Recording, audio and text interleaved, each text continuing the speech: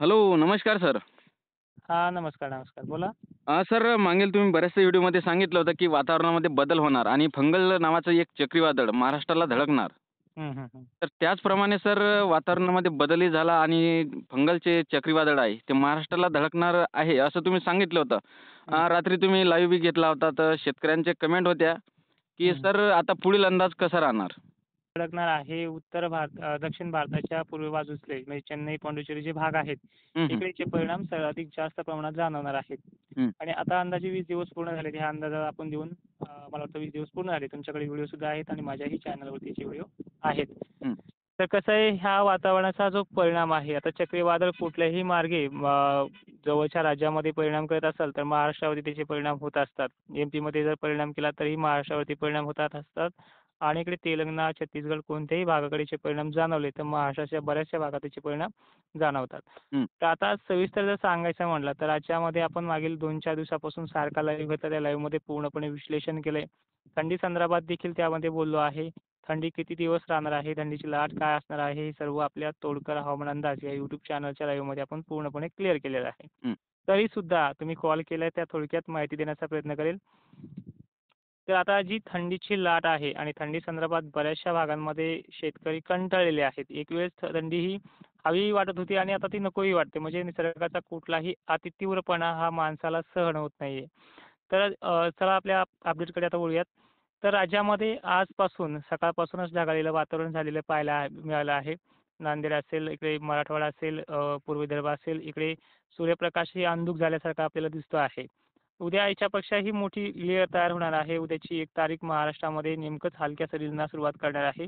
सोलापूर, नागपूर भागामध्ये, चंद्रपूर, गोंदिया भागांमध्ये, नांदेड, लातूर पट्ट्यामध्ये, धाराशिव, बीड पट्ट्यामध्ये हलक्या सरींना सुरुवात होईल. सर्वदूर सारखा ही कंडिशन वाटेल, पण पाऊस सर्वदूर नाही. मोठी नदी नाले वाहतील किंवा गारपीट होईल किंवा अतिवृष्टी होईल अशा प्रकारचा कुठलाही अद्यापही याच्यामध्ये स्पष्टपणा नाहीये. त्यामुळे घाबरण्यासारखं काही नाहीये.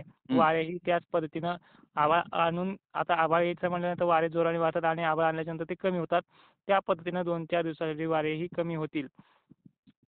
तर आता जो काही दक्षिण पट्टा आहे सोलापूर, सांगली, सातारा या भागामध्ये हलक्या सरींना येत्या 48 तासामध्ये कोणत्याही क्षणी सुरुवात होईल. सोलापूरला हं. उद्याच्या डेटला म्हणजे 1 डिसेंबरला सुरुवात होते आहे. हां. तेलंगणा, आंध्र प्रदेश आणि कर्नाटकच्या भागांमध्ये पाऊस जोरदार सुरुवात होणार आहे. बेल्लारी, शिवगंगा परिसराकडे. हां. जे ऑडियन्स आपला जोडला आहे त्यांच्यासाठी ही इन्फॉर्मेशन होती. हं. सोमवार दिनांक 2 डिसेंबरला राज्यातल्या बहुतांश भागांमध्ये म्हणजे हं. जवळपास 70% ते 80% भाग हा ढगाळ वातावरणाचा व्यापणार आहे. छत्रपती संभाजीनगर, जालना, नांदेड, लातूर, यवतमाळ, नागपूर, वर्धा ह्या भागात देखील या वातावरणाच्या पडसाद उमटतील. पावसाच्या सरी कोसळतील. पाऊस एखाद-दोन ठिकाणी पेंडवणी तर काही ठिकाणी हलकी भुरभुर पत्रावरून पाणी वगळेल अशीच याच्यामध्ये कंडिशन आहे. हं. याचे परिणाम नाशिक जिल्ह्यामध्ये धुळीचा फटका 2 तारखेपासून आजपासून सुद्धा याच्यामध्ये 30 तारखेला सुद्धा याची कंडिशन अधिक प्रमाणात जाणवू लागेल. उद्या सुद्धा 1 तारखेला याचा परिणाम आहेच. जळगावमध्ये खान्देशमध्ये पाऊस पडेल अशी कंडिशन थोडी कमी प्रमाणात आहे. कारण की या भागांमध्ये 1-2 तालुके घेत हा वातावरण हलक्या स्वरूपाचं स्वरूप धरून चालणार आहे. हं. सांगलीला सुद्धा याचे पडसाद उमटतील. सांगलीच्या सर्व तालुक्यांना मध्यम तर काही ठिकाणी हलक्या सरींचा पाऊस देखील होणार आहे. याच्यामध्ये गाव वगळणं ही कॅपॅसिटी जास्त प्रमाणात आहे. 25% क्लाउड आणि 25% पाऊस पडण्याची कॅपॅसिटी तर क्लाउड कॅपॅसिटी ही 60% ते 70% वरती येऊन ठेपलेली आहे. हं. तर सर शेतकऱ्यांचे प्रश्न होते, की गारपीट कोणत्या भागामध्ये होणार? झाली नाही, तर? याच्यामध्ये अद्यापही गारपीटचा कुठल्याही प्रकारचा संदेश मॉडेलकडनं नाहीये. हं. गारपीटची मोठी भीती सुद्धा नाहीये. शेतकऱ्यांनी यामध्ये घाबरून जायचं काही कारण नाही. याच्यामध्ये पावसाचंच प्रमाण कमी अधिक प्रमाणात आहे. दक्षिण भागांमध्ये थोडासा अकलूज असेल, म्हसवड परिसर असेल, सांगोली असेल, इकडे सोलापूर आणि सांगली, साताऱ्याचा जो पंढरपूरचा जो भाग असेल, हं. तिकडे कमी अधिक प्रमाणात शितोडे पडू शकतात, जास्त प्रमाणातही पडू शकतात. 1-2 गावांना ही कंडिशन आहे. हं. हं. सर्वदूर वातावरण हे खराब असेल, सगळीकडे हे वातावरण बिघडलेलं असेल, पण पाऊस हा मोजक्या-मोजक्या ठिकाणी घेत चालणार आहे. आपण मागे एक दिलासा दिला होता बघा, हरभरा, गहू पिकांना किंवा ज्वारी पिकांना कोरडवाहू शेतकऱ्यांना हा दिलासा होता. हं. त्यामुळे शेतकऱ्यांना देखील हा अंदाज त्या काळामध्ये महत्त्वपूर्ण ठरला आहे. हां, पाण्याच्या बरोबर. बाबतीत मी वाऱ्यामुळे शेतकऱ्यांना थांबवलं होतं. वारे देखील तुम्ही पाहिले कसे जोराने काल पण वाहत होते, परवा पण वाहत होते. हां. तर हं, सर तुम्ही सांगितल्याप्रमाणे वातावरणामध्ये बदल बी झाला आज हं, आणि सर काही शेतकऱ्यांचे असे प्रश्न होते, की हे पावसाचं जे वातावरण आहे, तर हं, हे हं. किती दिवस राहणार आहे समजा ढगाळ वातावरण? हे निरंतर चालणार आहे 15 डिसेंबरपर्यंत. जो जास्त व्याप आहे, हं. आता एकंदरीत खूप महत्त्वाचा प्रश्न देखील तुम्ही विचारलाय.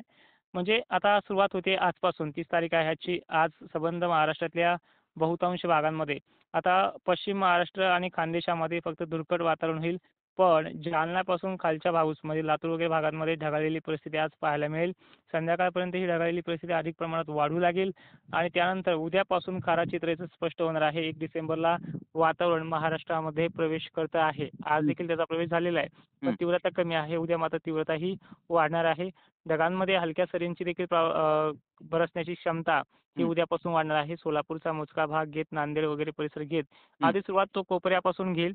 म्हणजे सोलापूर, धाराशिव, लातूर, अंबाजोगाई परिसर, इकडे भोकर, धर्माबाद, किनवट हे जे काही परिसर आहेत, या परिसराकडनं लोहा परिसराकडनं यवतमाळमध्ये प्रवेश देखील करेल. नंतर नांदेड वगैरे भाग घेत तो अकोला, अमरावती, वर्ध्याकडे देखील 2 तारखेपर्यंत मजल मारेल. 4-5 तारखेला देखील हिंगोली वगैरे परिसर किंवा त्याही अगोदर 1 दिवसानं अगोदर 3 तारखेला देखील घेण्याचा प्रयत्न करेल आणि मराठवाडा, विदर्भ, खानदेश हे सगळे भाग तो टप्प्याटप्प्याने हलक्या-हलक्या सरीच्या स्वरूपामध्ये घेत राहील.